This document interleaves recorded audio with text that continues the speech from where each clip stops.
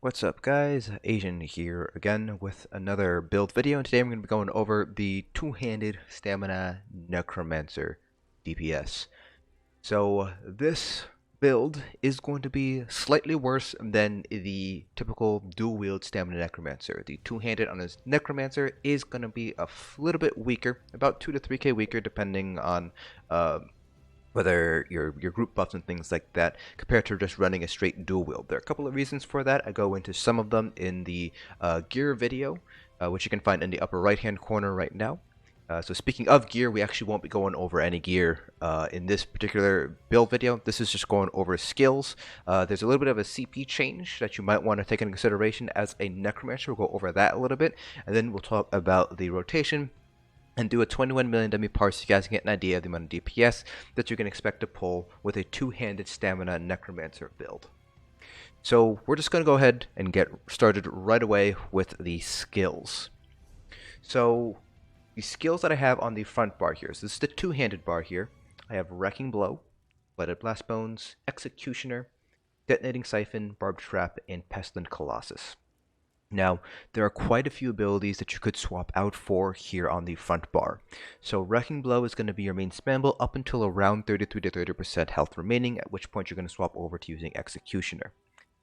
The other alternative, instead of using Wrecking Blow, would be to use the Necromancer spammable Venom Skull. The advantage of running Venom Skull is, even though it's a little bit weaker, you don't get the Empowered, you do get 10% additional crit chance in Execute. That's actually pretty big, because as a two-handed build, you have a lower crit chance compared to a dual-wield build because you're not running any daggers. So you're not getting any additional crit chance from your weapon. So having the additional crit chance is actually quite beneficial. Now, when I tested out Venom Skull versus Wrecking Blow, I found that Wrecking Blow was higher by about 600 to 700 DPS just based on the parses that I did. So that is basically within margin of error. So one of the advantages of running Venom Skull is you don't have to be within melee range in order to use it, versus Wrecking Blow where you have to be within melee range. The other thing too is Wrecking Blow has a cast time associated with it, so if you take a look here, as a 0.8 second cast time. So if the boss happens to move out of that range of 7 meters within that cast time, you won't be able to get the ability off. So basically you wasted your channeled for nothing. So me personally, while I will be using Wrecking Blow for the parse, I would probably recommend going with Venom Skull instead, just because the advantages that it provides. You can use it at range. So, for example, let's say you are one of the cage people for Lokkestiiz hard mode. You'd be able to jump in, and instead of having to waste global cooldowns, essentially just running back to your spot, you can just use Venom Skull while you're trying to get back to your spot that way. The other advantage, of course, of running Venom Skull is you get the extra 10% crit chance in Execute, which can be very important. Just helps kills bosses faster in that last 25% of the fight there. Blighted Blastbones, pretty much staple for any standard Necromancer build. Executioner. This is going to be your Execute, and you can use the other morph of Executioner if you'd prefer. So this would be, up here, this would be Reverse Slice instead. So Reverse Slice has less single target DPS, but you get some more cleave damage out of it. So it's kind of up to you which one you want to go for. Executioner is generally speaking going to be more useful for just raw single target damage. Reverse Slice is going to be a bit of a DPS loss, but it is useful in trash fights. Detonating Siphon is an ability that you can actually, if you'd like to, you can actually swap this out in trash fights for an ability called Brawler or Carve, whichever morph you prefer. A lot of people prefer Brawler though because it provides that damage shield. So for trash, this is a really strong ability because it provides a bunch of survivability for you. You get a pretty hefty damage shield, which just grows the more enemies that you happen to hit. If you hit no enemies at all, you just get that bonus that you see there, 4677 damage shield. But if you hit even one enemy, that's bumped up by 50%. So if you're hitting even just a single boss, you'll get about a 6900 or so damage shield, about 7k damage shield, which is actually quite nice. If you think about how much health you have probably around 19k health. That's not quite as strong as something like Harness Magicka or Dampen Magic, but it's still substantial enough to improve your overall survivability, especially because shields essentially act as health because they now inherit your own resistances. So this is a really strong ability if you're just going for raw survivability. It's also really great as a spammable in AoE fights. So you can actually even use Brawler or Carve in place of Wrecking Blow or Venom Skull for trash fights where AoE might be more important. Yes, for single target fights you will end up seeing a DPS loss because it's obviously not as strong as Venom Skull or Wrecking Blow, but for just raw survivability and raw cleave damage, nothing beats out Brawler on a two-handed build. So then we have Barbed Trap here for the minor force, and then you have Pestilent Colossus, one for the ultimate, the actual damage itself and the major vulnerability, but also because, very similar to Venom Skull, you get the 10% additional crit chance while you have it slotted. So having, because a two-handed build usually will not have as many Gravelord abilities on the front bar because you do need to replace one of the abilities with Executioner, so you're losing 10% already.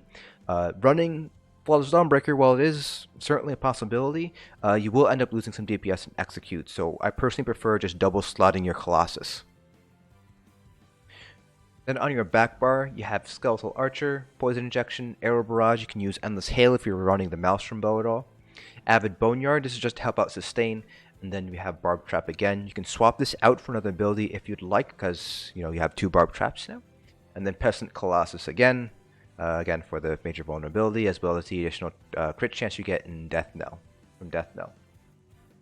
So in terms of other abilities you might want to have on hand, you can pick any morph of Boneyard you like. So Avid is going to be great for improving your Lokkestiiz uptime because you can activate your own synergy.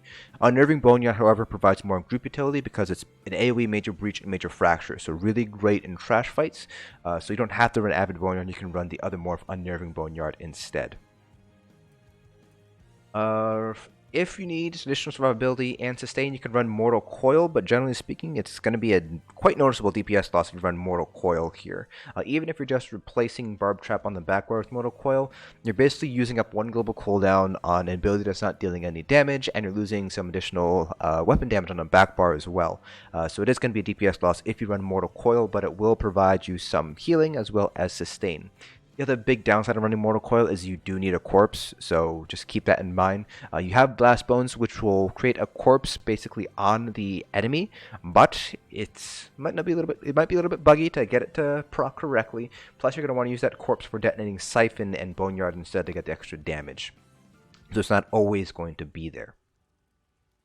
Other abilities you could potentially run here, under the two-handed line, if you need a source of major brutality, you don't want to run weapon power potions, you can run rally or forward momentum, either morph, whichever one you'd like, but generally speaking, you should be getting your major brutality from weapon power potions.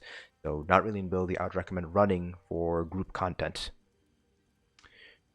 Moving on, not much here. Armor line, you can run Evasion, either Morph, Elude, or Shuffle for the major Evasion if you'd like. It's actually pretty nicer for survivability because actually quite a few abilities do count as AoE attacks, so you will get some mitigation from major Evasion that way. So really good for survivability here in Trials.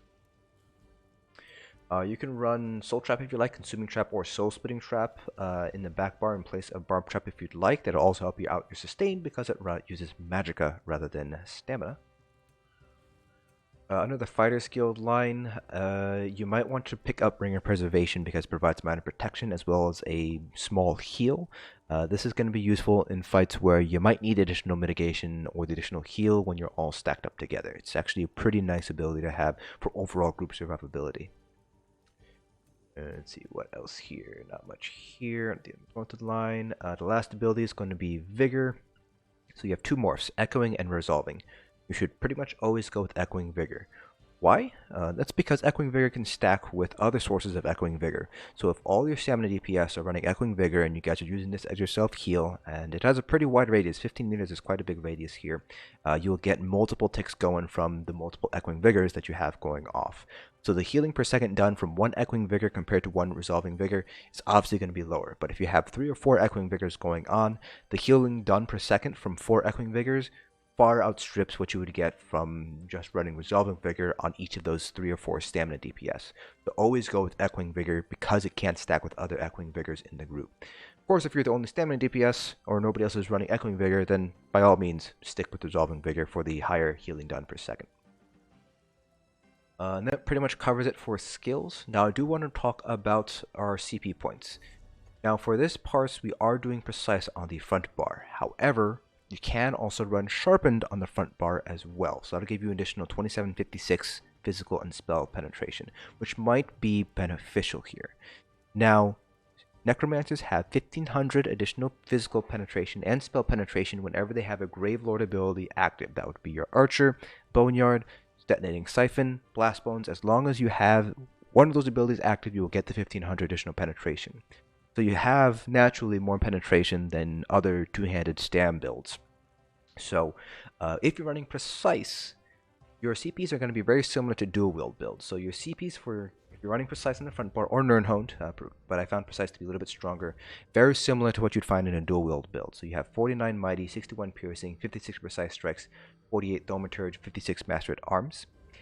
However, if you are running Sharpened, you will be able to drop your piercing CPs down by about 2700 or so. So if you go ahead and do the math really quickly here, that'll allow you to bring your CPs down to, roughly speaking, around 17 to 1800 in piercing. So if you are running Sharpened on your front bar, which is a possible option here because you do get some damage back from being able to put your CPs out of piercing into other nodes. So again, you want to drop this down to about 17 to 1800. So that would be roughly around 20, 19, 16, 17, somewhere around there. So anywhere between 17 to 20 piercing. That'll give you 41 additional points back. So you can use a lot of these. So you can run 64 into Mighty. You can bump Precise Strikes and Mighty at Master at Arms up 10 points to 66. And then you could bump Thaumaturge up to something like 52, and you have 2 remaining points. It's kind of hard to hit jump points here at these odd numbers, so you can put those back into piercing, so you can get 22 into piercing. Again, this is if you are running a Sharpened front bar and you're not running an armor set that has a physical penetration bonus like Tzogvin's or New Moon's Acolyte. If you are running Tzogvin's or New Moon Acolyte, you can drop piercing down even further and get even more CPs back. At that point, you can push Mighty up to 75 if you have the CPs, or you can push Thaumaturge up a little bit more. You can also push Precise Strikes and Master at Arms up to 72. Basically, the idea here is adjust your piercing CPs accordingly based on your setup. Recall that you have 1500 penetration just from being a Necromancer and maintaining uptime on your Gravelord abilities, so adjust for other sources of penetration. So again, you want to hit the CP cap of 18,200, so adjust your CP points accordingly. Cancel this distribution here. But all the other CPs, green CPs, red CPs, those are exactly the same as you would see in the gear video. So with all that said and done, let's go ahead and talk about the rotation. So first, let's move our twin momentum back over here for the parts that we're going to do later. The the rotation itself is very similar to dual wield in the fact that it's centered around Blastbones. So it's always going to be Blastbones, 2 abilities, Blastbones, 2 abilities, like in the dual wield build. The only difference here is obviously you have different abilities. So you have Wrecking Blow if you're running that, or Venom Skull, or if you're running Brawler, you have Brawler, and then you have Executioner. So again, I mentioned this when I talked about Executioner in the beginning of the video, but we'll be swapping over to Executioner as a primary spamble starting at around 33 to 30% health remaining. At that point, that's when the bonus damage from Executioner starts outweighing the Wrecking Blow spamble damage along with the Empower. You can even wait as far as 25% health remaining, basically execute range, if you want to kind of get even more out of Executioner. But beyond that, your rotation, again, is centered around Blastbones. It's always going to be Blastbones, 2 abilities, Blastbones, 2 abilities. If you're at ranged, so let's say you have to do some sort of mechanic and you have to go back to the boss here, Blastbones take a little bit longer to get to the enemy, so in that instance you have to do 3 abilities and then Blastbones if you have to be at range. But as soon as you're back within melee range, it's Blastbone and then 2 abilities again. Your basic rotation will look something like this. I usually like to just start up with all of my backbar dots.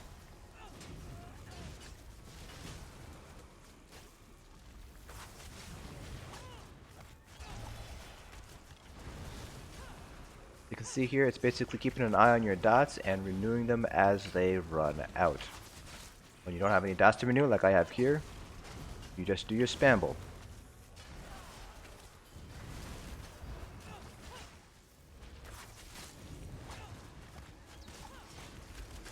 And that's pretty much the entire rotation. So again, It's basically keeping an eye on all your dots and renewing them as they start to run out.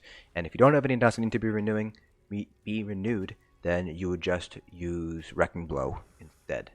And again, you swap from Wrecking Blow to Executioner, starting at around 30% health or so. That's kind of the bare minimum you want the health to be before you start using Executioner.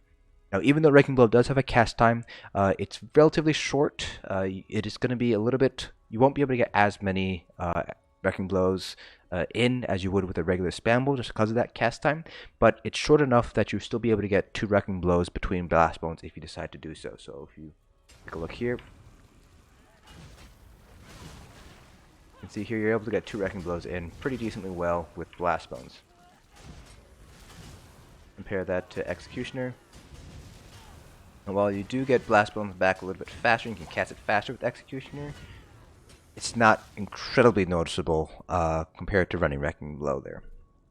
Now, obviously, when I talk about renewing dots, the next question is obviously which dots to prioritize, because you have quite a few dots. The first 2 dots you want to prioritize are going to be Arrow Barrage and Poison Injection, or Endless Hail if you're running it with the Maelstrom Bow. Following that, you're going to want to maintain Barbed Trap or the Minor Force, and then the other 3 are all Gravelord abilities, so you want to have them up as often as you can. I'd probably say in terms of priority, Skeletal Archer takes top priority out of these 3 remaining abilities, followed by Detonating Siphon, followed by Boneyard. So Avid Boneyard for the synergy. The damage itself it does is not particularly strong because it is a magic ability, so it scales off of your magical CPs, which you don't have any really.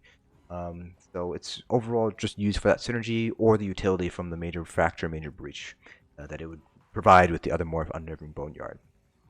So again, depending on how your dots, you want to keep Arrow Barrage, Poison Injection up, followed by Barbed Trap, and then Skeletal Archer, followed by Detonating Siphon, and then Boneyard.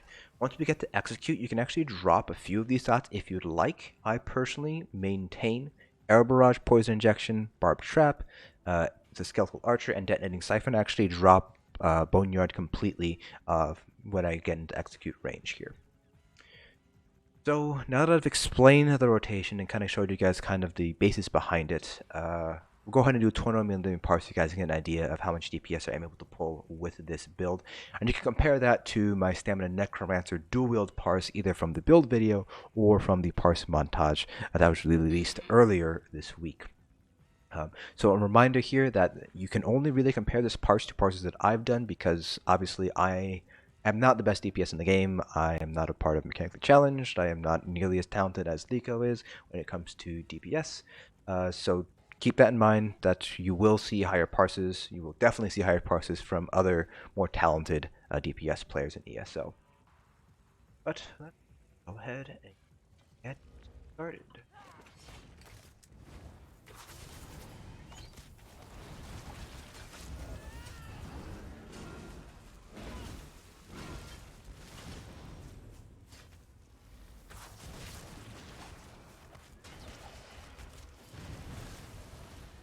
So there's a weird thing with Detonating Siphon where it might not always go off correctly. We did take it off of the global cooldown.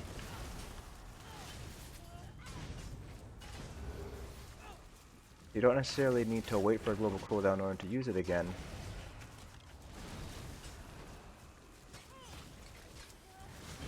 So you can spam it if you'd like. If you're particularly quick and nimbly with your fingers, you might even be able to use it.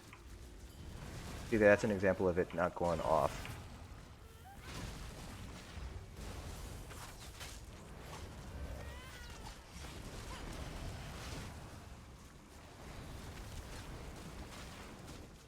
Okay, this parse is really bad, I can tell already from the numbers. So I'm just actually going to go ahead and reset this parse. I do want to give you guys an actual accurate parse rather than just a BS parse. And reset the dummy real fast. Also need to recharge my bow now that I've noticed how much charge it has. Don't want that running out during the parse on us. I'll just redo it again.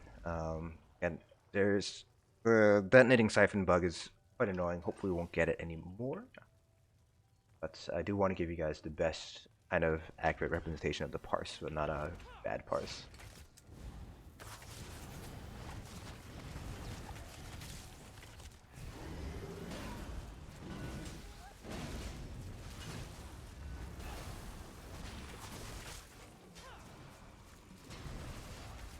see here that the character basically wants to use a non-existent corpse over to the left, which is coming from the archer. Even though obviously my cursor is centered on the Blastbones corpse.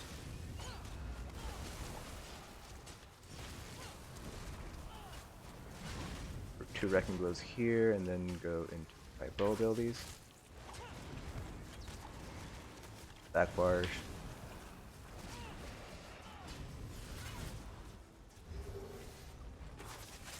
I am running Lokkestiiz on the front bar here.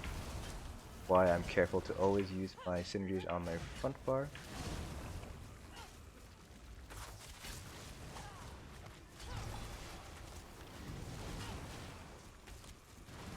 Use your Colossus whenever it comes up. Assuming, of course, that your major vulnerability is able to be applied. If it's on cooldown, don't use your Colossus. There was a cooldown added, Dragonhold.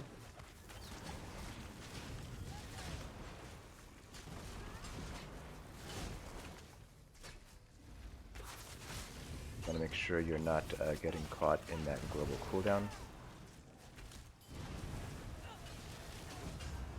Or the cooldown. Minor vulnerability, major vulnerability.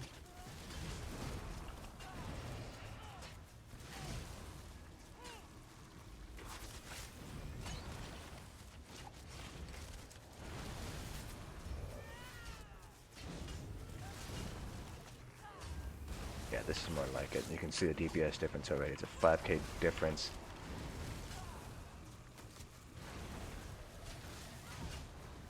What the parse should look like. Ah, no. Damn it. Blastbone is bugged.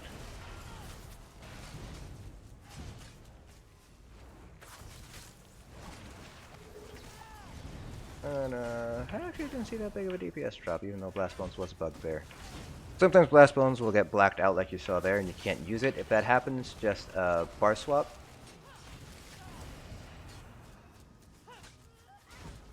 And it should be able to, you should be able to cast it once you bar swap back to the bar that has Blastbones active on it. It's an annoying bug, no idea what causes it. I'm not even sure if Zoss knows what caused it.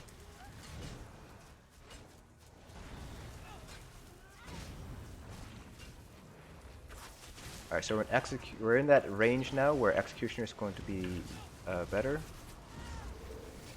You can see I'm going to start using Executioner rather than Wrecking Blow here.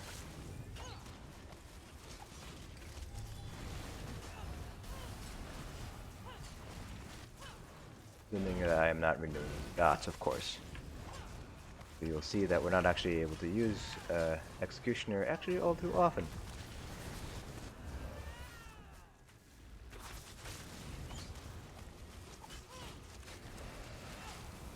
At this point, I will be dropping Boneyard. That'll give me back 1 global cooldown to use on Executioner,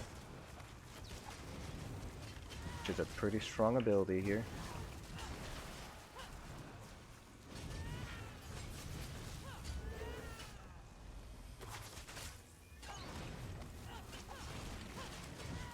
At this point, I'm actually just gonna spam Executioner.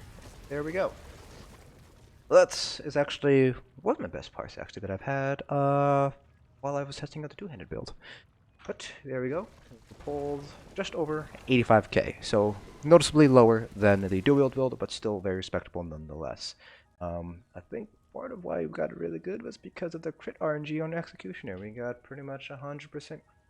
And that's because probably I started using it at 25% health remaining, roughly speaking, and that's where our crit chance jumps because we got that death knell passive going on. So I believe I am sitting at around, I want to say around 90% crit chance, maybe a little bit higher than that when we start using Executioner. So you'll obviously have quite a lot of crits with Executioner, and you can see here really hefty blows that you're bringing out there with a max of 125.5k on our Executioner hit there. So really strong here.